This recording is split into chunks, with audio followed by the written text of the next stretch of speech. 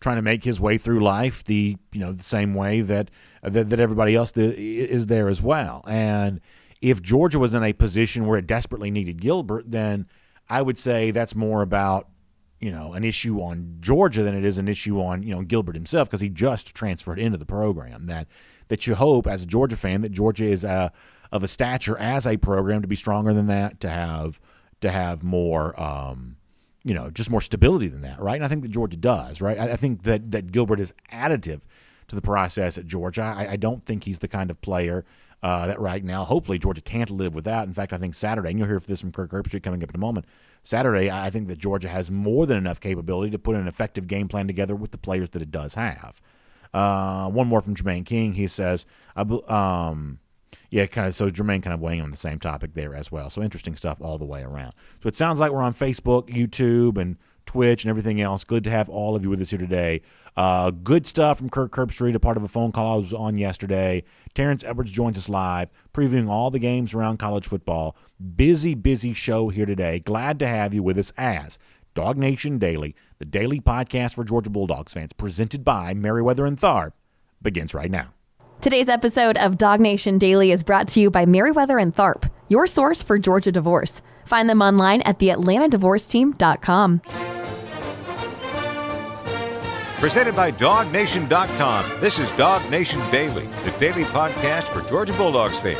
Here's your host, Brandon Adams. You can really feel the intensity in the air as we get ready for Georgia Clemson on Saturday, DawgNation invasion on the way to Charlotte, all the fun that goes along with that. Gonna be just such a great time. And, I think you now also see the intensity start to pick up amongst Georgia fans on the one side, Clemson fans on the other, just observers of college football within our SEC footprint or across the country of, okay, so what's really going to happen in this game? What's really going to be the thing that unfolds here?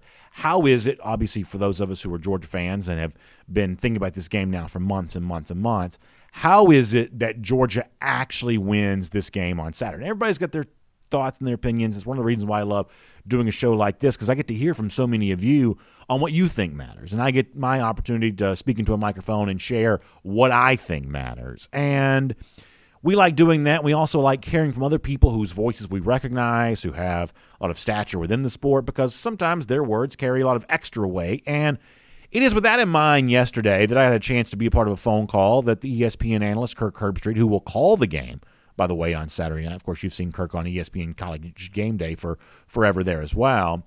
Herbstreit really plugged into Georgia Clemson, broadcasting the game on TV, and Herbstreit was willing to share some of his thoughts about the game. I'm going to play a couple of clips from Kirk over the course of our show here today, but I want to start with one in particular, because if you were to ask me, months ago, year ago, whenever, like, what would I want to hear from Kirk Herbstreit, right? If you told me, hey, the big broadcast team is going to be on the Georgia Clemson game, the most recognizable voice in the sport is going to be talking to you about Georgia Clemson a couple days before that game, what would you want to hear Kirk Herbstreit say about UGA? And knowing kind of where this program has probably lacked in comparison to the very best in the country, including the team that's about to play on Saturday, I think the thing that I would have wanted to hear from Kirk Herbstreit is, can I hear some good things about my wide receivers, speaking as a Georgia fan? Can I hear somebody with some gravitas, somebody with some credentials? Can I hear somebody say that, hey, this Georgia wide receiver room is maybe about to turn the corner. This Georgia wide receiver room is maybe about to step up its level of play, even in light of the injury to George Pickens and some of the uncertain, unknown status of some of these other guys. Can I see some of that happen for this Georgia team here this year? And you got some of that from Kirk Herbstreit yesterday, which I kind of like to hear, and I think Georgia fans there as well. We'll hear a number of things from Kirk, but let me start with this. First of all, on the idea that the offensive weapons that Georgia has at its disposal for Clemson on Saturday could be a big step towards a key to victory for the Dogs. This is Kirk Herbstreit on that topic. Take a listen. They got backs and White and Cook. They've got some great receivers. That's probably the area to me they've improved the most, is they used to just have one receiver or two receivers. Now, based on recruiting, making that an emphasis, now they've got like 6 or 7 guys that I think have the ability or the potential to contribute. So I've heard Kirby talk about it. How good are they around him will tell you how good JT Daniels is going to be. But I really believe that having a second year in this system with Todd Monken and having somewhat of a normal offseason is going to allow these guys, I think, to take a pretty good jump. So I think there's a lot there from Kirk Herbstreit that's really pretty interesting. First of all, he says, I'm used to seeing Georgia maybe have one or two receivers that can play, but in studying this group and paying attention to what's happening in practice, and Herbstreit's probably visited practice. He didn't say that there, but you got to assume that doing the game, maybe Herbstreit's had a chance to see Georgia behind closed doors. He says, I kind of now see the potential of 6 or 7 guys who might be able to play. And this really, I think, confirms what we've been saying on this show for quite some time. That if you just want to measure potential, and yes, I know that potential is not the same thing as actual on-field production. You don't need to tell me that. I'm fully aware of that. But if you just want to measure this on the basis of potential, this is the deepest group of receivers that Georgia has had under Kirby Smart. And that is said in light of the fact that Eric Gilbert isn't currently available to this team, and George Pickens is injured, and a key pass-catching target like Darnell Washington is injured, at least for right now. Even with all of that, this is still a deeper crop of pass-catching talent from a measurable talent standpoint than we're used to seeing from UGA, and that is something to get excited about on Saturday night. Is Georgia going to have the best crop of receivers in the country? That might be asking a lot, just given how deep, frankly, a lot of the best programs in the country are when it comes to the wide receiver position. That is just a tough thing to be able to do. But is Georgia going to be better than it has been? I think the chances of that being true are quite obvious. And when Herbstreit says, listen, it's 6 or 7 potential guys. Now, you've heard me address this before. Well, it actually on the field can't be 6 or 7. And this is like, been the job you would assume for Cortez Hankton, the receivers coach, and Todd Monken, the offensive coordinator, and Kirby Smart, the head coach, is to sift through the potential of, hey, we saw a true freshman like A.D. Mitchell look good at G-Day, or you saw flashes during a freshman season a year ago from Jermaine Burton. You're happy to have Marcus Rosemy-Jacksaint back from injury. You're, excited about what Kearis Jackson can do after back-to-back 100-yard receiving games a year ago, something not a lot of Georgia receivers have done. Arian Smith, the blazing speedster. Folks talk about him, obviously with good reason. That there's all this potential of guys that it could be, but now you got to whittle it down and figure out who the 3 or 4 that you can really trust are. Not to say you can't rotate and play a bunch of guys, but ultimately you do have to sift through the potential and say, of all the guys it could be, these are the guys we believe it actually will be. And these are the guys that we're going to target on Saturday night. These are the guys we're going to build a game plan around. These are the guys that we're going to deputize to go out there with JT Daniels and get it done offensively. I guess the one thing that Herbstreit said, though, in the comment that I just played that I maybe don't agree with quite as much, or I might would have just said it a little bit different way, is, and as these guys go, so goes the quarterback. As these guys go, so goes the Georgia offense. And I understand where that comes from, and obviously we've acknowledged before the value of receiving rooms. We've said in college football that if quarterback is the number 1 position, that the receiver core collectively is closely behind that best teams in the country have great wide receiver groups. That's just a fairly strong commonality that playoff level teams have had over the course of the last few years. That's just kind of the way it goes here. But it's still about the quarterback, especially when you've got a guy like JT Daniels, who is a former 5-star, who was a part of the 2018 signing class. We're now in 2021. This is a veteran presence. He's been around college football. He started for a full year at USC. He's been at Georgia now for a year. He played some games with Todd Monken a year ago. The JT Daniels job, if JT Daniels wants to go on and fulfill all of the NFL potential that he has, and obviously that's one of the reasons why he came back here, to be healthier at Georgia this year and to really put himself squarely in the radar of quarterbacks who can be first-round picks come April, that if Daniels is going to take that step with his career, he's going to take some of these Georgia wide receivers with him. That this is still a situation where quarterback is going to make the receivers and not a situation where receiver makes the quarterback. Because the fact of the matter is, if the opposite were true, if Georgia's ever only going to be as good as its wide receivers are, then this is the most talented group of wide receivers that you'll ever have. Because other receivers in the future, I'm talking about guys like Luther Burden or Andre Green, or guys who are watching the Georgia offense closely as a part of the 2022 class.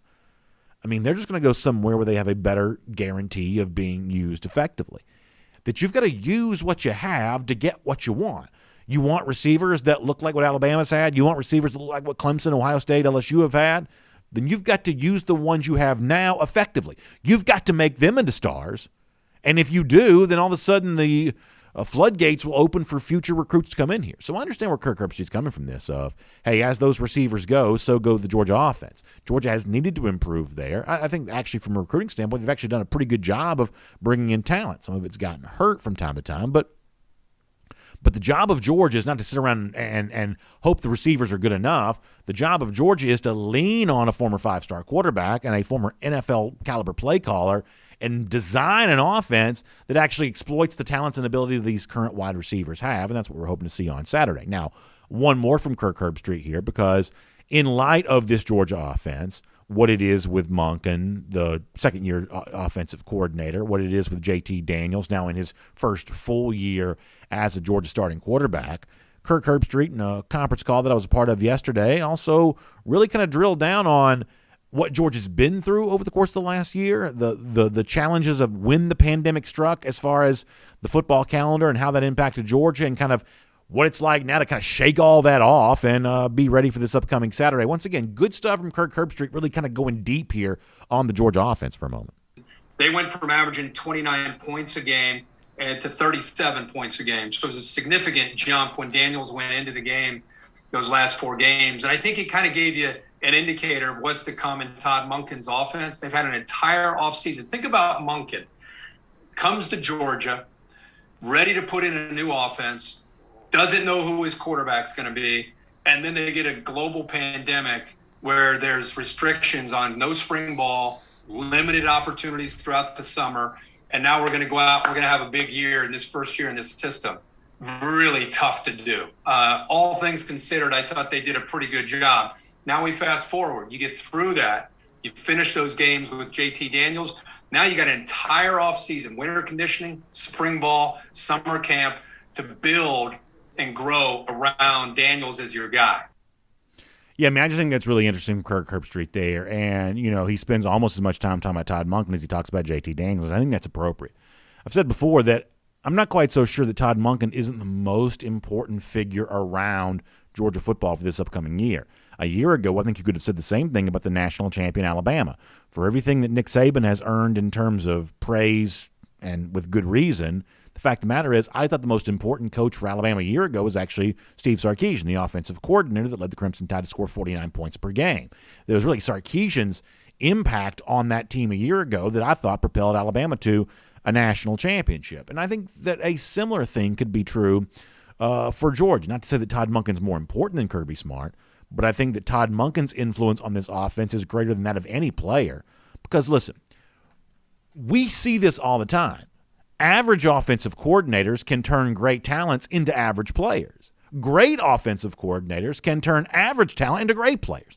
We see this, that there is a level of expertise when it comes to play calling that just seems to unlock potential that otherwise never gets exploited. It just never happens. That this has become a sport that really puts a spotlight on the best, most brilliant play callers. Those are the guys that have a chance to make a big impact in college football Saturdays. And this is Todd Monken's day for Georgia against Clemson, to show that all the time that Kirk Herbstreit just talked about, all that time of learning each other, of allowing Daniels to learn his offense, for Todd Monken to learn the ways of the SEC and learn the ways of big-time college defense like the one that you'll see on against Clemson on Saturday, which is obviously a terrific one.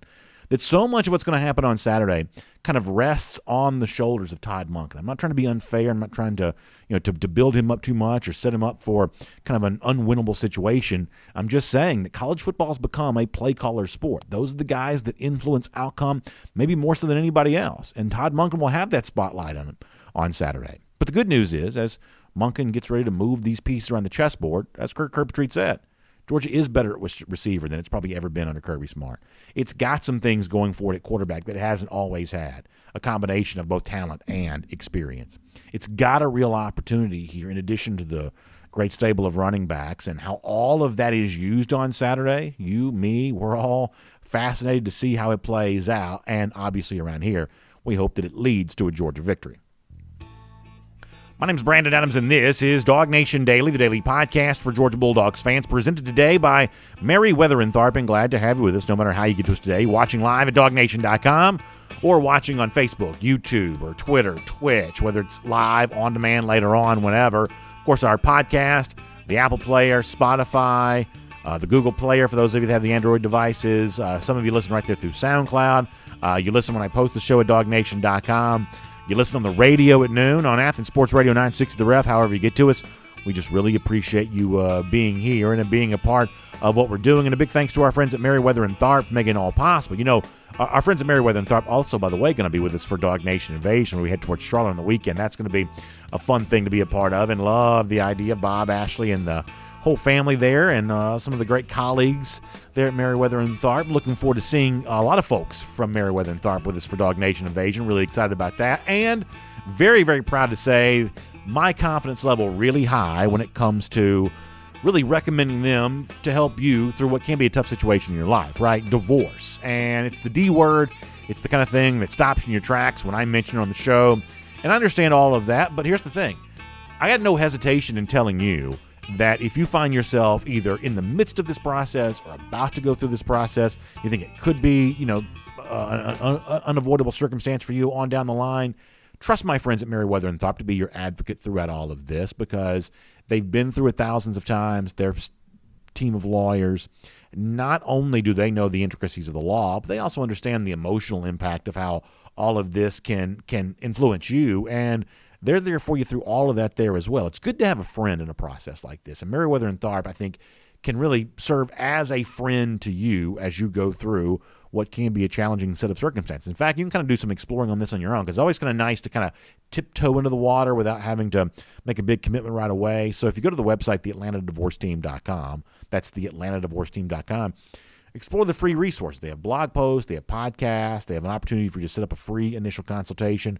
You can kind of go at your own pace on this, learn what you need to learn, educate yourself so you can ask better questions during that free initial consultation, and then when it's time to make the next step, then take the big step of making Merriweather and Tharp your advocate throughout all of this. They can make you whole again. They can set you up for success in the future, protect your finances, your relationship with your family, all the things that matter throughout all of this. TheAtlantaDivorceTeam.com for Merriweather and Tharp, your source for Georgia divorce. Let me also say this briefly. Merriweather and Tharp will also be with us coming up on Friday for our road to the GHSA state title on Peachtree TV, streaming at CBS46.com. Of course, high school football on Fridays. And you've heard me say this already this week, that I was really, really excited about the Rabun County Eagles Landing Christian Academy game. We were just really such a great weekend, right? To have Gunnar Stockton, the Georgia quarterback, come in on TV on Friday, rolling into a trip to Charlotte on Saturday for Georgia Clemson. Unfortunately, that game has been canceled. There was a coronavirus outbreak at Rabun County that has prevented that game from being played. But the good news is, though, and this is where I just love the folks I get a chance to work with, Rusty Manziel, terrific analyst, all the folks from Score Atlanta and Peachtree TV, CBS 46, just the quick way in which they respond to things like this. They pivot. They got a great game schedule for us right away, and a huge shout-out to Kennesaw Mountain and Allatoona, two really good teams, terrific high school football matchup, college prospects galore. They said, yeah, we're absolutely willing on short notice to do a TV game. We'll put ourselves in a big spotlight there. So I'm really excited to have Allatoona and Kennesaw Mountain on Peachtree TV, streaming at CBS 46 on Friday night. Can't wait to do all of that. And a big thanks to CBS 46, Peachtree TV, Score Atlanta, and both teams, Allatoona and Kennesaw Mountain, for acting quickly to be a part of all of that. All right, I've got Terence Edwards here coming up in just a moment. Before we speak to Terence, though, here today, I do want to go around the doghouse, and it's presented today by our friends at Serve Pro. And I told you off the top of the program that a lot of what we're doing right now is about kind of going on the record. Folks are weighing in. You heard that from Kirk Herbstreit a little earlier. We'll actually get more of Herbstreit before the show is done today. But folks kind of really weighing in on, this is what I think is going to happen with Georgia Clemson. Here's how I think this game is going to play out. And one of the guys that did that in a very strong way yesterday was Mr. College Football himself, Tony Barnhart, who's covered a lot of Georgia Clemson games over the years. And he was with me on SEC Country Live yesterday afternoon. And Tony, in no uncertain terms, made it clear that this is a game that he expects Georgia to win. I asked him, hey, Georgia's been through a lot. They got some injuries. This is a big stage for Georgia to prove that it can beat the national championship level programs like Clemson. Is this a moment in which Georgia is ready for? And Tony made it clear that, yeah, he thinks they are. This is Tony Barnhart.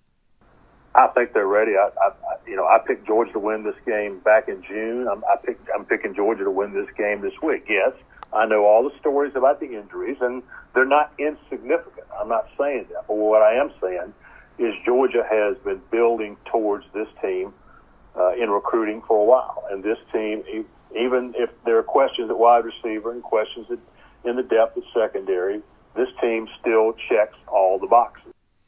I mean, I love the idea of that. And if you're a Georgia fan, that's what you hope is true on Saturday night, that phrase there at the end, still checking all the boxes. Deep at running back, better than maybe than Clemson. You certainly feel that way. Have a chance to be better along the offensive line, it's at least a possibility. Georgia's got its questions there, but as Tony says, that's a box that can be checked. Potentially better at quarterback. I think the game may come down to which these two quarterbacks play better, and JT Daniels certainly has a strong chance to outplay Uiagalelei on Saturday night. Better at wide receiver, we'll see about that. Maybe good enough to keep pace. Just as good defensively, if not better, a chance there as well. That Georgia literally does potentially check all of these boxes. There is no tangible reason, in other words, that Georgia should take an obvious backseat to Clemson in any regard.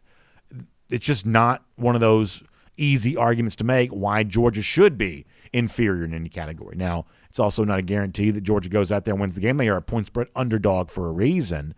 But Barnhart expressing some confidence there, I think, mirrors the feeling that some Georgia fans have as we get close to the game. I've told you before that my own confidence level, speaking not just as a host of this show, but as a fan, is probably not that high. It's not that I think that Georgia loses. I just can't pound my fist on the table and guarantee that Georgia's going to win, simply because that's what I want to be true. That's what you want to be true. I can't in good faith, intellectual honesty, say that. But as someone who hopes that's the case, it's nice to hear someone like Tony Barnhart say that's what he believes is going to happen. The other thing that Tony addressed when he joined us on SEC Country Live yesterday afternoon was the stakes for the game. And this is a point we've hammered home a lot, over and over again. This is not an exhibition game. This isn't a showcase of two talented teams who will both play their most important games later in the season. That the pathway for making the college football playoff is much clearer and much easier for the winner. And the loser of this game does put themselves in a tougher spot. Not to say their playoff door is closed. We know that's not true. But the idea that it's easy to shake off a week one loss and then run the table after that and sneak right back into the college football playoff, not necessarily. We've made the case for that over and over again this week, and Tony Barnhart made that case yesterday as well. This from SEC Country Live. There's still a path for Georgia if they lose. Obviously, they could run the table and beat Alabama in the SEC championship game 12-1. That puts you in. But what it does is it takes away their margin for error. Now they've got to win everything else. They have only one path if they lose. And same thing for Clemson. Clemson, if they win, then they can run the table, and the 13-0 they're going to get in. They're going to play North Carolina or Miami in the ACC championship game, and they're going to win that game. So what this game is that can the losers still get there? Yes. Is it infinitely more difficult if you lose this game? Absolutely, no question. I mean, I think Tony does a really good job there of explaining why the stakes for this game are so high. A lot on the line. Georgia has the tangible opportunity to get a big trophy on the wall against a perennial playoff team like Clemson. They've been in the Final Four every year since 2015. But also it's the symbolic value of proving that you can beat a team that a couple of times in the playoff era has won a national championship. We haven't heard much from the Clemson side about this week, but typically speaking, Dabo Swinney, the rest of that program, seems to like the idea of the head-to-head comparisons with the SEC. Seems like you get a little extra juice from Clemson when they get a chance to go up against the SEC because they hear the criticism of the rest of their schedule. Weak ACC, no other ranked opponents currently on the Clemson schedule, not likely to play a ranked team until you possibly get to the ACC championship game. There is a lot on the line, both literally, symbolically, and every other kind of way for Georgia and Clemson on Saturday. Good job by Mr. College Football Tony Barnhart laying it all out right there. It's Around the Doghouse. It's presented today by our friends at ServPro. And for homeowners, and so many of you are, you understand that one of the most challenging things a homeowner can go through is when you see damage to your home, and a lot of times it's commonly caused by like water intrusion or fire or anything like that. And it can be just a debilitating feeling to see the home, the most valuable asset that you have, also something you have incredible sentimental value for, to see it damaged. Well, this is where ServPro steps in, because their restoration specialists can repair that damage and get your home back like it literally never happened. They can make it look just as good as new, like it never happened. Also, ServPro franchises are all independently owned and operated, which means you're doing business with folks that understand the value of kind of like family-owned service and really taking care of you on a very personal level. The ServPro restoration specialist will walk with you every step of the way through all of this. And for the fire damage, the water damage you may have experienced, they can make it be like it never happened. So check out servpro.com for more details on that. That's servpro.com, and you can find out what they can do for you. And for those of you listening radio and podcasts, let me just make it clear. It's SCRVPRO.com. SERVPRO.com for servpro.com. All right, we're not done with Kirk Herbstreit on today's show. We'll hear his thoughts on the Georgia defense. Before we are done, we'll run through a busy slate of games around the rest of college football here for week 1 as well. But for now, on those wide receivers that we heard Herbstreit praise a little earlier and everything else as far as a key to victory for the Dogs on Saturday, let's break it all down with the great former Georgia wide receiver Terence Edwards here on DawgNation Daily, presented by Merriweather and Tharp. From Athens and across the SEC or wherever the recruiting trail may lead, here's a DawgNation.com insider. I'll remind you as we get ready to say hello to Terence Edwards right now that Terence is going to be back with us for our DawgNation postgame show on Saturday night after the game. It'll be a late one, but it should be a fun one. Terence, I know you're like me. Boy, I sure do hope we're talking about a Georgia win late on Saturday night, because that makes staying up, past midnight a lot more fun when you're talking Georgia victory there. It sure would be nice to speak to you on Saturday night under those terms. Oh, most definitely. I think DawgNation will understand the tenor of the show, depending on which way our dogs come out on the game on Saturday. Oh, yeah, that's one thing you know about these dog fans that show up for that post-game show. Their mood, very, very different depending on the outcome, and we've certainly experienced plenty of that over the years, and Saturday night will be no different in that regard. I thought it was interesting to hear from Kirk Herbstreit yesterday, Terence, the ESPN analyst, who says that when he looks around at these Georgia wide receivers now, he sees more guys capable of contributing than he's used to seeing. He says, hey, maybe in the past it was one or two guys that you thought you could really lean on and depend on, truly throw the ball to in a key spot. He says maybe now it's 6 or 7 of those guys. And while Herbstreit didn't mention the injury to George Pickens, it is interesting to think that you could say something like that in light of the fact that Georgia has been banged up at the receiver position. Dominic Blaylock not currently available, obviously, to Georgia either, although you hope that's maybe rectified sooner rather than later. The point here is, this is something you and I have talked about a lot, that, under Kirby Smart, dating back to the time that he first became Georgia coach in 2016, this is the deepest that Georgia's been at this position group and the best chance that Georgia's probably had to create the kind of explosive offense that it takes to win these days. And now it's just a matter of seeing, does it really play out that way on the field, right? Most definitely. I think in this receiver room, we have 5 to 6 guys that you can really lean on to make plays. I don't think it's been like that in the past. We just had a bunch of guys that was there. We have a very deep room in the wide receiver core, even without George Pickens, which I wish we had, or Eric. We still got guys that go out there and routinely make plays. I think Jermaine should be the focus, and if you focus on Jermaine, you have an experienced Kieris. You have Justin Robinson, you have up-and-coming Adonde, and you have the speaks of Arian Smith. So I love the room, and I love the one guy that I wish would better play is Darnell Washington. I think he is the X factor in this whole season, in my opinion. He is the X factor to determine how a season's going to be. But I think he's that good and that big of a mismatch for a lot of defenses. I know you know a lot of these guys personally, so you may or may not be comfortable saying this, but I am curious what you think the pecking order might look like on Saturday. My assumption is, if we assume health for these guys, and right now I think we do, that the top 3 receivers, the guys on the field the most, are likely to be Jermaine Burton and Kieris Jackson. And if I had to guess, I'd say the third guy there is Marcus Rosemy-Jacksaint. Is that kind of what you expect the top three to be on Saturday, or is that a subject you're comfortable addressing right now? If I just had to take, I don't have any inside information, but if I had to assume, I would say those would be your three starting receivers that open up the game on Saturday. And, it seems like on the base of what A.D. Mitchell did during the spring, and he's gotten some praise this summer, it seems like, he's close to being a part of that group there as well. My assumption is that he plays. We get some questions about Justin Robinson from time to time because there are a lot of Georgia fans who are ready to see more of Justin there too. How do you think that Robinson, given the strength that he brings to the table, given the fact that, Kirby's talked about, obviously, better blocking in the perimeter and some of those downfield blocks as well that sprung backs for big gains, going back 2018, if you want to go back and look at that. How do you feel like Justin Robinson's fitting into this situation right now?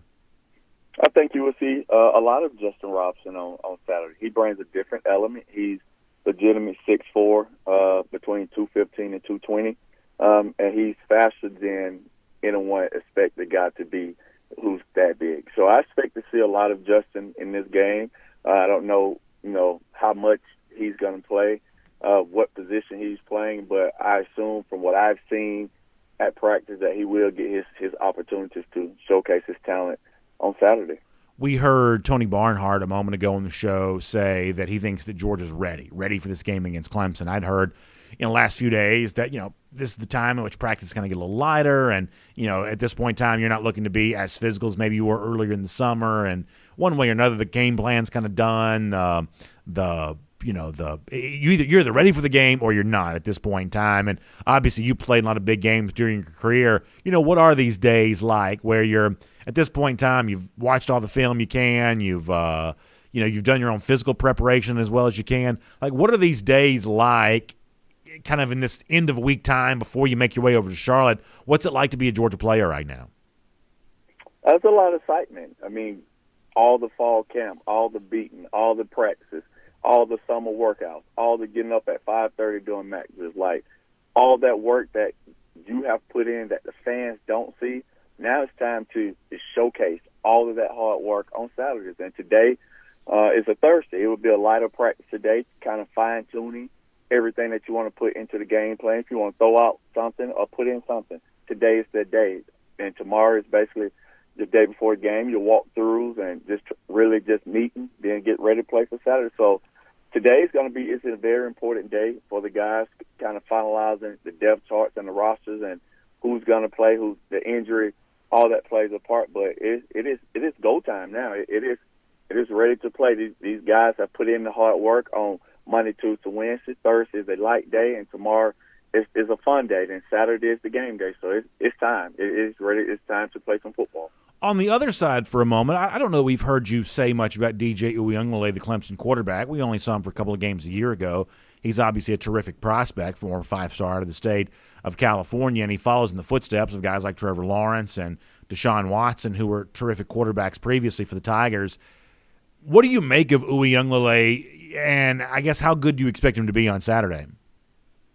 I've watched him a lot. I've watched him. I watch everyone, no matter what state you come from. He's a top guy. I've watched him battle Bryce Young out in California for years. So he's a very talented guy. He's big. I'm not going to put him in the same category as a big, hefty lefty from Kentucky, but he is a big, naturally big kid and can sling the football. So he's. I don't think he's Trevor Lawrence or Deshaun Watson, but he's in a Kelly Bryant mode that he's going to be really, really good and lead this offense. He has the weapons to make plays. So all the thing he has to do is not turn the ball over, continue to put his team in position to win, put him in the right place to succeed. And I think he would do well.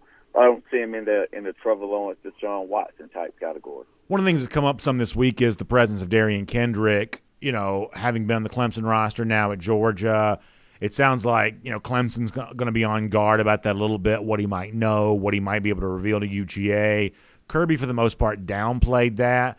How big of a role do you think Kendrick plays? Obviously going to be on the field a lot as a good player for Georgia, but in terms of having some secret information about Clemson, how much of that do you think Georgia would have the ability to utilize for a game like this? Oh, a lot. He's been in that program. He understands their checks. He understands when you line up in a certain formation. he understands everything that Clemson is trying to do offensively because he had to practice against it. And also, let's not forget that he came in as a wide receiver. So a lot of times signs and signals don't change over time. And he's going to understand if we play in press coverage, their rule is we're going to give those guys an opportunity to get 50-50 balls, which we have seen. So this information that he's giving to the coach right now is valuable. And I understand Kirby downplaying, but this is valuable information that he has the opportunity to give to the coach because he has direct inside knowledge of that program. I want to finish with this, if you don't mind. John Stinchcomb told a really good story on Monday. Obviously, you were part of the win against Clemson in 2002. That's a game that, as a fan, and I was not doing any kind of media stuff or anything like that back then. I was pretty young in 2002. But I have great memories of that game as a fan because it was a big win for y'all in 2002 that led up to a run through the SEC and eventual SEC championship. And John kind of told the story of really a very bold play call by Mark Richt late in that game. And Terence, I'd actually almost forgotten about this, which is kind of strange. I guess it shows you I'm getting old if I'm forgetting about key moments like this. But going for it on fourth down in your own territory, giving the ball to Musa Smith, Musa converts, that clinches the victory, essentially ends any chance that Clemson get the football back. And DJ Shockley played a great game that day too. But the thing that stuck out to Stinchcomb was just the real bold play call of Richt there to go with the Musa Smith handoff on fourth down in your own territory, not wanting to give the football back to Clemson. What are your memories of that? Oh, I remember it just like that. I could remember huddling up, and he just saying, we're going to get this first down. We put the work, and that gave us, I think, the bold confidence that we can go a long way. We have the team to do it because Coach Richt believed in us that we can get this first down. Having John and George up on the offensive line, having Musa, who's a big, powerful back, be able to get those yardage was a really stepping stone to our season. That was a great atmosphere. I think that was an ESPN late game, and at that time, I think we probably the only game on, so all eyes was on the Georgia-Clemson game, which is a back-and-forth affair, which people probably don't know. That game, I caught the touchdown pass from DJ, which broke Bryce Hunter's most touchdown passes in school history in that game. So I can remember Fred Gibson returning the kickoff. That game was electric, and that play call right there kind of set the tone for the rest of the season that Coach Richt believed in us and we believed in him. So hold on for a second. I got to ask you about this. So you set the school record for touchdowns in a career in the first game of your senior season? Yes, I think Bryce Hunter had 18, and I caught the first pass, and I had 19, which I ended up scoring 11 that season that took me to 30. You're a humble guy. You don't brag on yourself. Somebody's got to brag on you for you. Folks just got to go look at these record books, man. Terence is a mild-mannered guy. Like I said, he's not going to pat himself in the back. But those numbers, all these years later, man, they still hold up in a big way. To think you set a school record and you had a whole senior season still to come, that's a pretty impressive category right there. And, boy, it sure would be nice to see some Georgia receivers joining you in some of those exclusive rooms here pretty soon. 1,000-yard club and everything else. I think so. I think we're going to have one, hopefully this season. And I tell people all the time, they're always saying your record's going to go down. And everybody understands and knows this. And the one person that I would love to join that club is Jermaine Burton. Yeah. He's somebody who I've trained and coached since he was in the 7th grade. And if anyone breaks the record or joins me in that club, I would love it to be him. So I look forward to someone joining that club. And if they are, I think that's only going to help our program get these other recruits and get big-time receivers once we establish ourselves as a team that's going to throw the ball and get 1,000-yard receivers year in and year out. That's only going to help us in the recruiting, especially at that position. I've kept you long, and I apologize. Let me squeeze in two things real quick before we let you go. First of all, you talked about the way in which that Clemson win was a springboard for y'all in 2002. It certainly seems like the same thing could happen for this team there as well. Clemson's a big-time opponent. You talk about unlocking a level of belief and really maybe developing a level of momentum. Boy, it seems like the sky could be the limit for Georgia if they could just get past these Tigers this weekend, right? Yes, I think so. This is a test. This is a test. It's not the end-all, be-all if we lose, but it's really a test to see what type of team that we have. This is a big-time opponent. We understand what Clemson is going to bring to the table. We know what they have represented the last few years. So this is a big test, and they're right up the street. So this is bragging rights. I mean, they're our neighbors, an hour and a half up the street, and I think this game should be played more often than what it's been played so far. I have a coach on my staff at Pace, Justin Miller, who's an All-American DB at Clemson, and we've been at each other's throat for this past month. And that's what this game about, man. The two schools are too close in proximity for us not to play as often as we have. So I'm looking forward to it, and it's going to be a great game. All right, quick last thing. You mentioned Pace Academy. I don't mean to bring up a sore subject, but you did get a chance to see Gunnar Stockton, the Georgia quarterback commit, last week in a televised game with the Pace Academy staff that you're a part of there. Gunnar had a big day. What'd you think of the future Georgia quarterback, getting a chance to see him in person?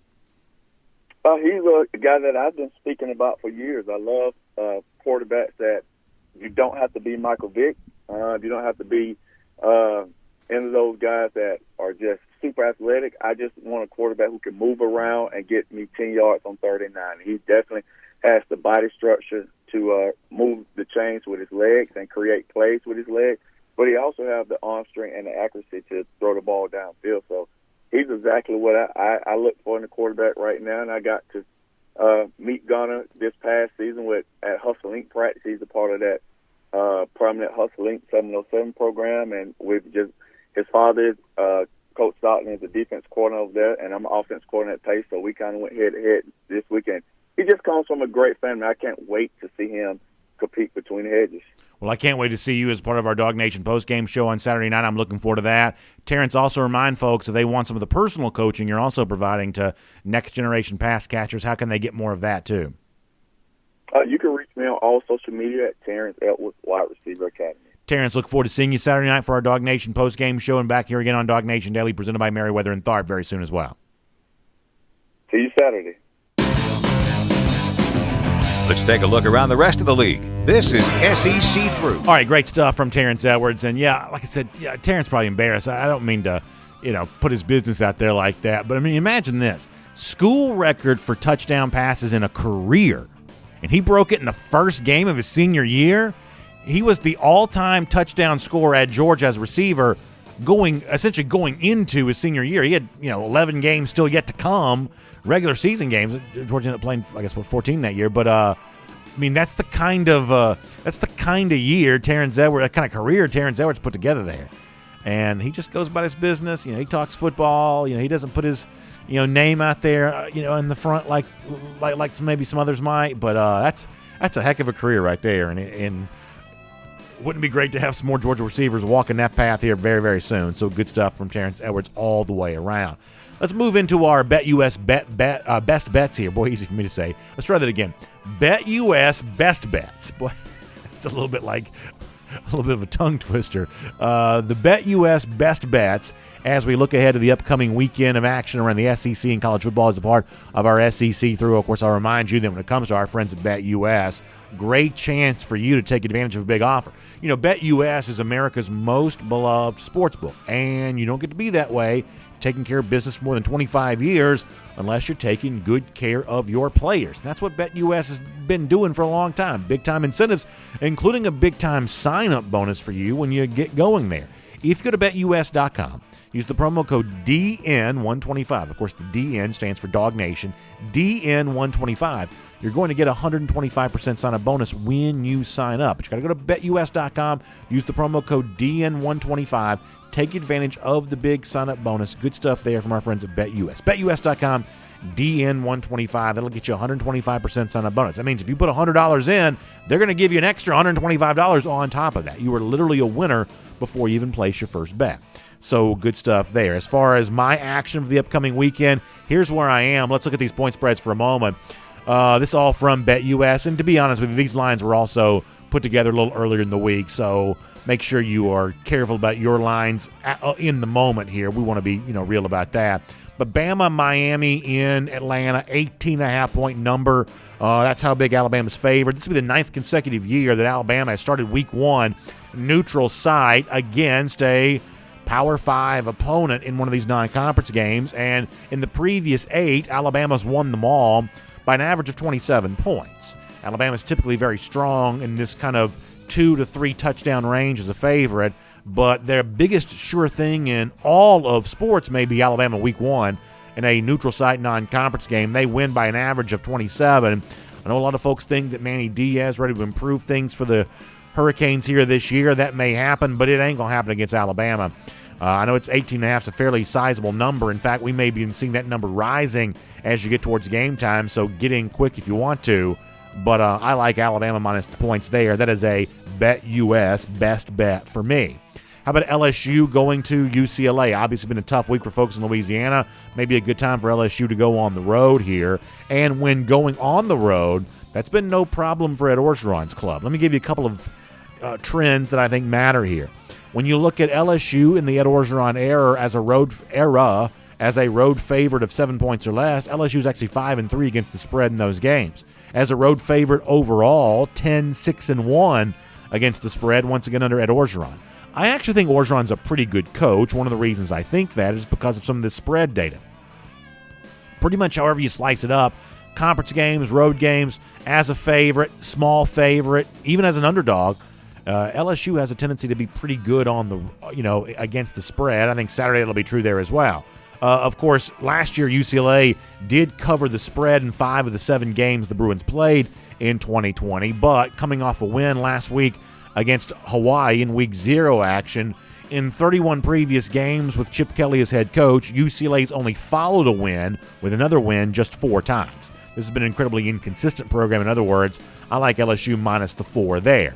Moving on to Monday, Louisville, Ole Miss. That's a game that will be played in Atlanta, and Ole Miss is a 9.5-point favorite at Bet US there on that. And I've been saying this about Ole Miss for a while. A lot of folks think that, Ole Miss in for a big season. A lot of folks are really high on Lane Kiffin. But, boy, I think you really strain yourself to find data that proves this. I mean, last year, Ole Miss just 4-5 against the spread. That doesn't speak to a coach that was doing more with less. That doesn't speak to a coach that was massively exceeding expectations. On the other side of things, Scott Satterfield, that's a program in kind of disarray at Louisville. Satterfield essentially begged to get another job. Ultimately didn't get one, or at least he flirted with the South Carolina job in particular. It doesn't seem like he's very happy there at Louisville, but against the spread, they were actually better than Ole Miss and have been better. Not the same schedule, of course, but 6-5-1 against the spread in 2020, 7-5 in Satterfield's first year in 2019. I think 9.5 is too many points here, in other words. Ole Miss may win, but 9.5 is a nice little cushion for the Cardinals. So give me the underdog in that spot on Monday. And don't forget, we do have football stretching into the week. Then, of course, outside the SEC, I'll do this quick. I think that Texas could very much be on upset alert next week against Arkansas, but hosting the Ragin' Cajuns at home. By the way, first top 25 matchup for Texas in Week 1 since 1984. That's kind of an interesting stat here. As an 8-point favorite, I believe they cover. Ragin' Cajuns are good, but Sarkisian knows he can't start his Texas career on a slow note. And so my guess is the Longhorns are ready for this. Couple of top 25 games in the Big Ten. You got Penn State at Wisconsin. Wisconsin's probably better than you think. They're 15th in ESPN FPI right now. That puts them ahead of teams like LSU and USC, teams that we think of as having a deeper talent base. Wisconsin's actually power rated ahead of them at the moment. Penn State's got a big game coming up against Auburn, so we'll pay attention to them there. But I think Wisconsin favorite at home is like the sneaky slight value here. I'll also stick the home team when it comes to Iowa and Indiana. Indiana probably the sexier team. They got Michael Penix at quarterback. They've got a former USC 5-star running back starting at tailback. Hawkeyes, though, a year ago, in a pandemic-shortened year where their final 2 games were canceled, their first 2 games were losses. In between that, they had a string of 6 consecutive wins. Actually finished their season on a 6-game winning streak a year ago. I think there's good value in the Hawkeyes here. I also like them to potentially win the Cy-Hawk game against Iowa State coming up there as well. So I like both home teams in the Big Ten, Wisconsin and Iowa. I like Texas to cover in the Steve Sarkisian debut. Give me the underdog against Ole Miss. LSU to go on the road and cover, and give me Alabama by 1 million against Miami. Those are our Bet US best bets. And here on DawgNation Daily, presented by Merriweather and Thrupp, let's turn our attention fully back to the Georgia Bulldogs here for a moment. And I want to examine the Georgia defense because thought that Kirk Herbstreit gave you some good stuff on the Georgia defense. Once again, I had a chance to be a part of a conference call with Kirk yesterday, and Kirk broke down some of the stuff related to the Georgia defense, including the one thing we've seen Georgia the last couple of years be best in the country at. And I do think it matters for Georgia on Saturday. Even though it seems like the game is changing, it hasn't changed this much in one regard. Here's Kirk with a little praise for the Georgia defense. Take a listen to this. Now, I will say this. How about a tough start? I mean, you got an offensive line with some injuries, the center, and here comes Clemson. As far as Georgia's defense, what they do is they got to be themselves, which is tough to run on. Always one of the toughest teams to run on in the country. If that plays out in this game and you make Clemson one-dimensional, that's a huge advantage for Georgia's defense. I think that's exactly right. As much as the game has become, by the way, not the sharpest edit for me on that clip a moment ago, but you still get the point. I think that Kirk's absolutely right that as much as the game has become about throwing the football and as much as it's become about the high-powered offenses, this is still a game, college football, where you want to take the run away. And if you can do that, make your opponent one-dimensional, it just gives you so many other options defensively. You can be more aggressive with your blitz. That's something that a lot of analytics experts are calling on Georgia to do. Unlock and unleash a lot of these edge rusher types, big-time potential playmakers. Let those guys do what they've dreamt of doing. And taking away the run, making a team one-dimensional, I think gives you just more of a chance to do that. When you look at games in which Georgia's faced big-time offenses, it's not always been the passing game that's broken Georgia's back. Think about first half of the Rose Bowl and Rodney Anderson and Trey Sermon and those Oklahoma running backs. That was a lot for Georgia to deal with. Think about Clyde Edwards-Helaire in the 2019 SEC championship game. Think about, Najee Harris a year ago for Alabama. Good high-powered passing offenses have a way of also having the component running back to go with that.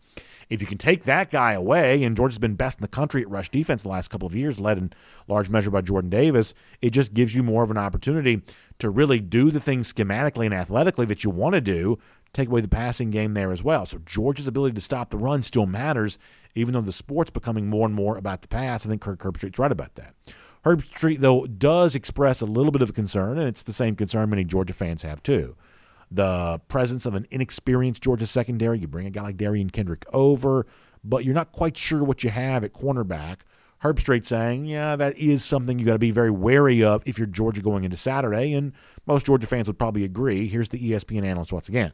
Now, the concern that I have looking at this game without being able to study a lot of the film other than last year is the corner play. I mean, there's not a lot of depth. And Georgia's defense right now in the back end, they're breaking in a lot of new people, especially at corner. Ironically, Darian Kendrick, who played a lot, wasn't just on Clemson's roster. I mean, he was a starter, played a ton. He is starting at corner against his boys on the other side. So I think that's a game within the game at a position that looks like a concern for Georgia. They're going to a Clemson Tiger as a guy that they hope plays well. So stop the run first, try to get Uwe Ungalale in obvious passing downs, and then mix up those coverages as much as you can to try to create hesitation and doubt, and then hope you get turnovers. Like, to me, that's going to be the key to the game for Georgia. So Kirk Herbstreit describes there a potential recipe for victory for UGA. And if you want a great recipe for old world flavor for terrific pizza as you head towards the weekend, think about my friends at Marco's Pizza for that. Obviously, in addition to the great golden crust that's always baked to a crisp and so good, and the blended cheeses on top of that, the old world pepperoni, everything there as well, you also get great savings there too. With Marco's Pizza, how about this for the weekend? A large one-topping pizza, just $9.99. That's a simple deal, great value, a very big win in my family. Large one-topping pizza for just $9.99. You can order on the Marco's app or at marcos.com. Of course, Marco's Pizza, pizza lovers get it. Participation does vary, so check out online or the store closest to you to find out more details on that. But Marco's Pizza, a great choice as we head towards the weekend, and really good stuff from Kirk Herbstreit on offensively, defensively, exactly what it's going to take to get it done from the Dogs. Fun to hear from the guy who'll call the game on Saturday as a part of our program here today. Speaking of hearing from guys we haven't heard from in a while, Joel Sidney Kelly, longtime president of our DawgNation message board and very effective social media edit guy, just one of those. We have a few guys in our audience and across the Georgia fandom here that just really know the Photoshop skills very well. And, obviously we just heap accolades on them during this portion of the show when we give away our golden shoe each and every day. Joel Sidney Kelly had I'm talking about a masterpiece work honoring Georgia quarterback JT Daniels ahead of the season opener. For those of you on video, I'll show you this here. Obviously, Daniels gets a lot of, connections to the movie Tombstone, and another kind of tie-in with that with Joel Sidney Kelly, who says it's just 3 days away from Georgia Clemson. He tweeted this yesterday. Great looking edit there of JT Daniels, the kind of the Tombstone motif here. You love to see it all the way around. Fun stuff there. Congratulations, Joel, to you. You are the golden shoe winner. How about Gator Hater Countdown? 58 days. We'll see you tomorrow on DawgNation Daily, presented by Merriweather and Tharp. And on video, time now for our R.S. Andrews cool down. Of course, already done a lot on today's show, but really some of the most fun stuff just now getting started as we talk to folks at DawgNation.com or at Facebook, YouTube, your thoughts on Georgia football here for a little bit, and then we're going to bounce out of there after that. So hope you're all doing well, having a great day, and looking forward to some fun. Let me go to the DawgNation homepage here. Emma Franklin says it's almost game day, and I can't wait for that. Wayne Hunter says, I think we make too much of someone who never played for Georgia. I wish Eric the best, but Georgia has to move on. And I think for now, I don't say that. Look, behind the scenes, because this came up in our DawgNation comment section earlier, behind the scenes, Georgia's not moving on from Gilbert in terms of being there for him, support system, helping him get back to being able to play again. They're not moving on from Gilbert from that standpoint. But in terms of the conversation about what's going to happen against Clemson, what's going to happen, I think for the most part, you see the Georgia football conversation led by the media, generated by fans. That, for the most part, has moved on. Now, there's going to be a knucklehead that tries to, drag some goofy rumor into this discussion from time to time. But you don't really see the actual folks within the bubble of DawgNation doing very much of that at all. Randy Hall, by the way, you know about a migrant here. Randy, one of our longtime respected Facebook commenters, now commenting at DawgNation.com. That's big news. That's big news all the way around for there. He also predicts Adam Anderson to get 3 sacks in the game, and that'd be awesome. You talk about a coming out party and a guy who would very quickly leap to the front of the list in terms of respect and admiration from Georgia fans. Anderson would really have a chance to do that with that kind of performance on Saturday. That is fun to think about. Over here on Facebook for a moment, Jermaine King has now gone back to Facebook. He says, can't wait, looking forward to the game. Jerry Swafford said Clem's son, which we kind of joked about earlier, is going to get to you, JT. He says, well, you're a daisy if you do. Obviously, hearkening back to Tombstone there. Steve Shaffini, I'm not sure what he's talking about, but I'm sure it's something interesting. Denathan Henderson said, is Darnell Washington a game-time decision? To be frank, I'd be shocked if Darnell Washington plays. So I don't mean to be the Grinch on this, but that's just kind of the thought that I have. Rick Joyner, appreciate you being here. Clarence Dawson hopes to see Jordan Davis get 3 sacks. That's fun to think about. Jeff Ingram on the subject of a tractor convention in Charlotte this weekend. Yeah, there's no telling what's going to be going on there. Randy Hall says, high school. Yeah, we'll do high school tomorrow.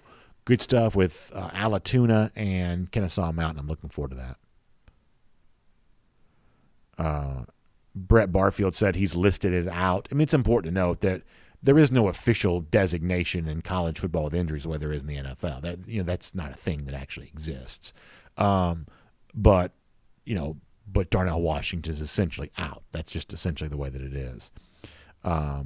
Prentice Russell, good to see you here today. Isaac Cruz says, when are you going to give your prediction? I'll give mine tomorrow. We will run our picks show on Friday. Go with the flow. By the way, speaking of R.S. Andrews, go with the flow with R.S. Andrews. Our buddy Dari Payro back a part of that show again this year. And so I did take Georgia on that. Didn't give a score.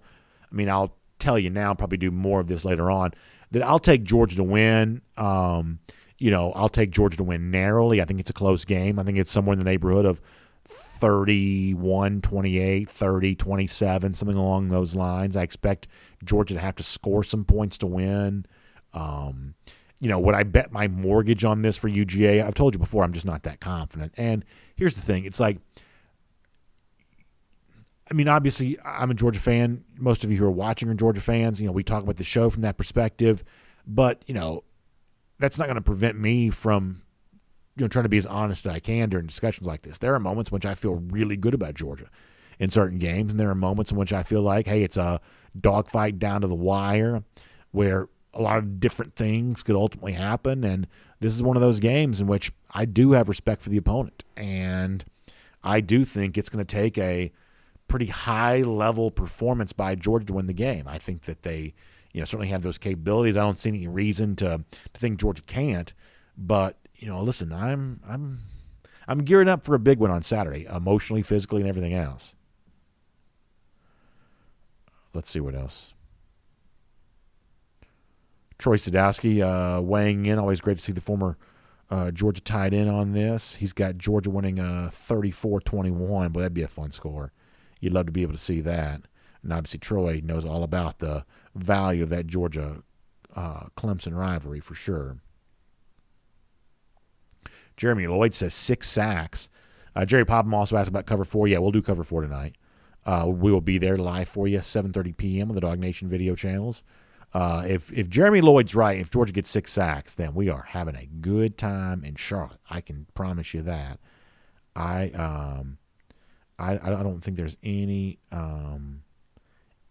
doubt about any of that. Let me also get some YouTube comments for a moment here there as well. Over here on the YouTube side of things. Green Soldier says, I think with them taking it easier this week, that Jackson will be more than 95% than you previously thought. Yeah, I mean, I'm always going to be hesitant to put, kind of percentages on any kind of health or things like that. But you do get the impression that for now, Georgia's very comfortable being as physically prepared as they can be, and now it's about giving guys the rest they need to be ready for that game there on Saturday. So Gordon says he thinks Anderson's better than Kayvon Thibodeau. That's high praise and a very interesting statement. I love to see it. Jerry Dog fans bring up a pretty good point. He says nobody's really mentioned Hot Pod yet. He might be important late. Does Clemson have a pretty good kicker? I know they have a good punter. I don't know how good their kicker is, to be completely honest, but I know they have a good punter. But you're right. And I mentioned with Troy Sadowski in our Facebook comment section, you go back to the 80s, kicks were such a big part of Georgia-Clemson games. Obviously, everybody remembers, Kevin Butler and the 60-yard field goal in 84. But Clemson back then always had great kicker too. Was it? I can't pronounce his name. Was it Igwe B? Clemson, a kicker that played in the NFL for a million years. Then they had Treadwell, who I think had 2 game winners against Georgia, unfortunately, in 86 and 87, if I'm remembering correctly. And I think I might be. So field goals were a big deal for Georgia Clemson back in the 80s, and a guy like Hot Pod, who had the game winner against Cincinnati, could be called upon in that role again on Saturday. I think you're right. Tennille Calvino, good to see you. Brent Hickman says YouTube comments flying today. Always fun to see. Number 1 said Skalski's kids are all seniors in high school. Yeah, he's been at Clemson forever. It seems like a lot of people make, having, some fun at the expense of some of these college players who seem like they've been on the jobs for 100 years. Between Renfro and Skalski now, it seems like Clemson's always got some player that's been in college for 12 years. It just seems like that. Wayne Mohammed mentions Channing Tindall. And I believe that too for Tindall. I mean, I think this is a talented player, and the rotation for Georgia linebacker is going to be interesting to see. But yeah, Channing making some big plays is absolutely possible. Thomas Tyson brings up a pretty good point. He says Julian Rochester is getting state benefits from Georgia, and yeah, at this time Julian's been there for a while too. Because I remember doing Julian Rochester's games in high school back when I was working, at CSS, which is in a now defunct cable network, and I'm thinking, first of all, I know I only had one kid. My son, who's 9 now, was a baby. So, I mean, that gives you an idea. Rochester, I was doing games for him in high school, probably, when my son was, first born. I mean, yeah, so Julian Rochester's been in my life for a long time. Average at best says Hope Quay Walker's 100% for this game. And, Quay certainly expressed this week, getting a chance to speak to reporters, that he was fully healthy. So So maybe that's the case. Andrew Hughes also mentioning the Ron Corson situation, which was not mentioned in today's show. So Corson, Georgia's athletic trainer, has tested positive for coronavirus, and obviously I wish Corson the best as he goes through all of this. And to be frank, a lot of folks kind of wonder, well, what does it mean for Georgia and its players throughout all of this? The truth is a lot of this is very hard to keep up with, and some of this is going to remain unknown because we're never going to know, who is and who isn't vaccinated at Georgia. They have, privacy on that issue.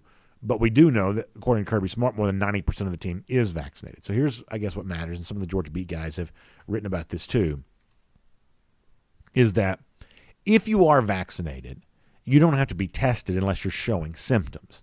So while, it's appropriate to say, listen, you wish Corson the best in terms of his own recovery from coronavirus, given the fact that he is, head of the athletic, training staff and, someone who's interacting with a lot of Georgia's injured players, you wonder, well, did he spread coronavirus to them?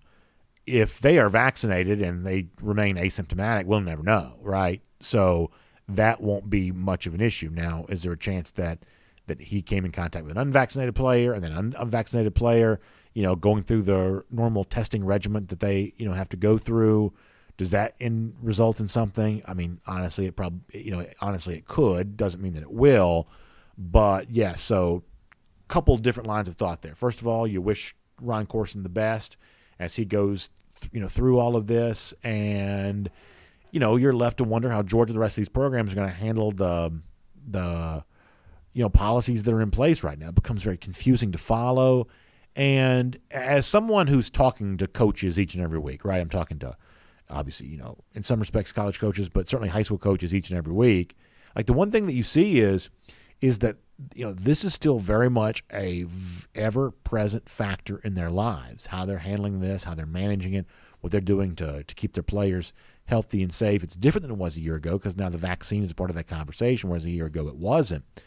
But, it is still a pretty big factor, and you don't have to have me tell you how contagious this Delta variant seemed to be, more contagious than what we've dealt with in the past. And I guess my point here in all of this is, and this will come up on Friday, we're doing a different game on Peachtree TV Friday than we had anticipated doing. And it's just going to come up that while I'm sick and tired of talking about it, unfortunately, I can't just wish it away that we're still seeing it spread. I still hear from people who are getting really sick, and I hate that. And I just want to see everybody do what they can to take care of themselves, and I'll just leave that at that. Bean wondering if we'll see some Clemsoning this year. Boy, that'd be nice to bring that back into the conversation for sure. Chris Garcia also mentioning some, rumors on the Clemson side, defensive linemen.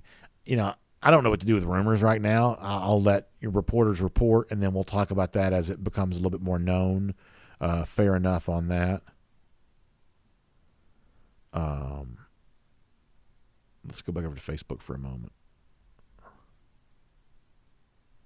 Bill Sanders says, let me read. He said a friend several years ago who was a big Michigan State fan, and whenever he would, yeah, there's always going to be lots of accusations being thrown around for sure. Jerry Swafford talking about the UCF Boise State game tonight. Yeah, Tennessee plays tonight there as well, so that's kind of fun.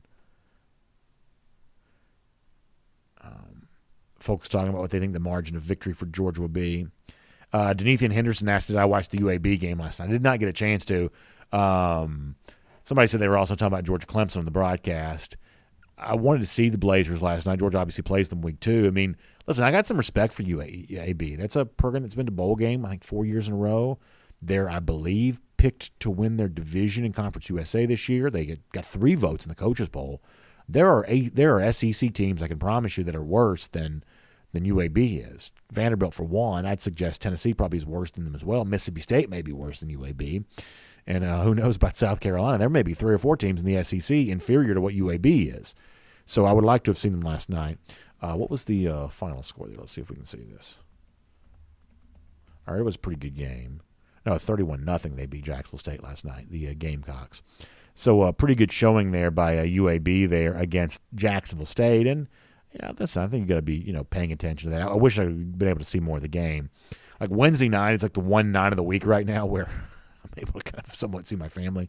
So we went to dinner last night and had a nice evening, and that was kind of the story and all of that. Back over to DawgNation.com for a minute, and then after that we got to get ready to wrap up. Brian Whitehead said Pro Football Focus has John Fitzpatrick listed as the highest-rated pass blocker. I think Fitz ends up being the difference maker against Clemson, especially third down pass. He says Clemson blitzes on third down like 70% of the time. Yeah, I mean, I do think he's a valuable presence there. I do. I mean, I've heard people joke about this before. Like, if you think about what the average left tackle or offensive tackle in general makes in the NFL, you think about what the average wide receiver makes in the NFL, and you think about the fact that on many plays at the NFL level, the tight end has to act either like a tackle or a wide receiver, or sometimes a tackle and a wide receiver on the same play. You can make a case that tight ends are underpaid compared to their value in the NFL. And, I'll let them figure that out with their own agents. But for the college level, it is a reminder of how important a guy like Fitzpatrick can be for Georgia. Him being healthy, and he spoke about that on Monday. We may hear from John Fitzpatrick on tomorrow's show. I'm still trying to get everything together for tomorrow's show. It's been hard to get all in this week. There's been so much to do. But the point here is that there's a lot of value in having a guy like Fitzpatrick. Good to help you on third down and pick up the Clemson pass rush, because it is a prodigious pass rush, but also a weapon in the passing game there as well. Randy Whitehead, thank you for the kind words. Appreciate that. Let's see what else. Brian Jones says, I watched the first half of UAB. Good defense, but shouldn't be a problem for UGA. Yeah, I mean, my guess is Georgia's probably about a 21-point favorite next week against UAB, if I had to guess the line on that. There's a chance that Georgia's favored by 21 on the road against Vanderbilt, probably favored by more than that. So, I mean, there will be games this year where Georgia is favored by more than they will be favored by UAB next Saturday. That's all it really is. It's just a situation where,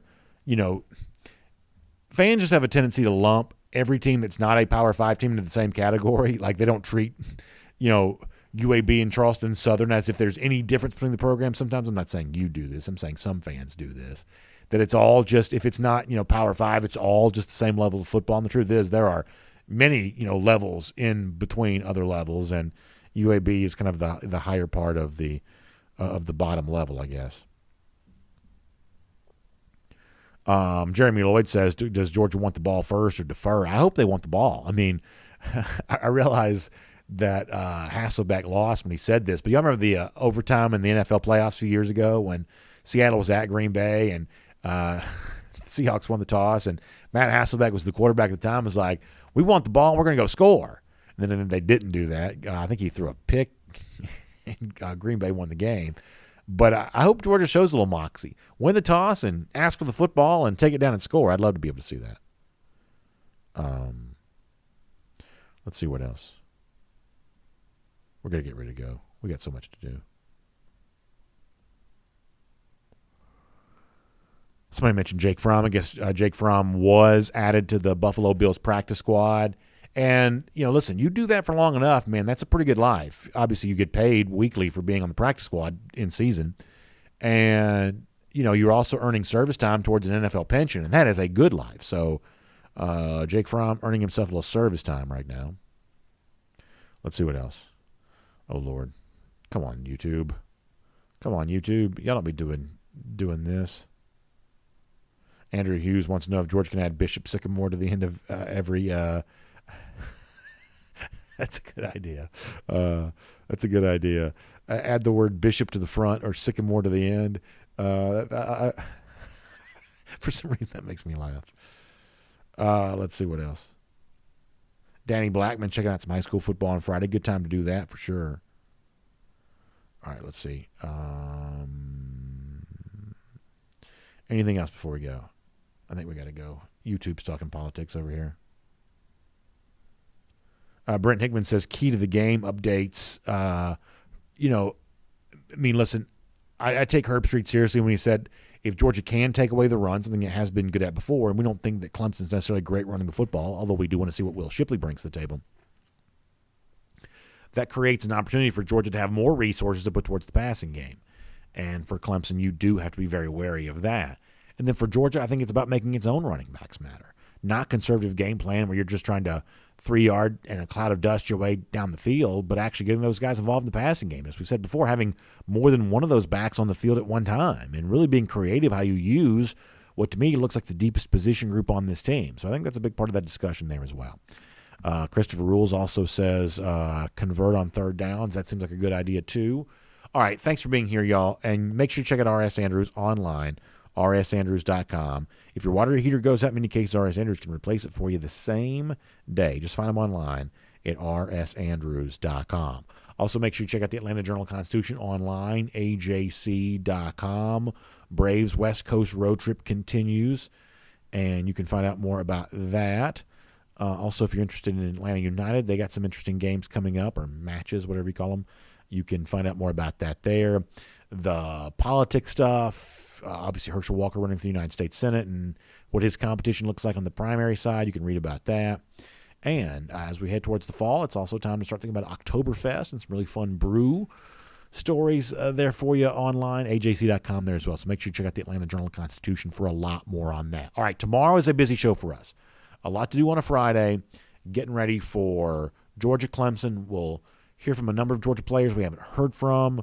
We'll just try to probably do more Kirk Herbstreit as part of our 1st and 15, but there's going to be a lot tomorrow. So obviously, big day for recruiting too as you move through into the weekend. A lot of top recruits expected to be in Charlotte. We'll let Jeff Sintel tell you more about that. So all that's on the way tomorrow. We'll see you then. It's DawgNation Daily, presented by Merriweather and Tharp. Back here tomorrow, 10 a.m., 9:45 for the 1st and 15. We'll see you then, everybody.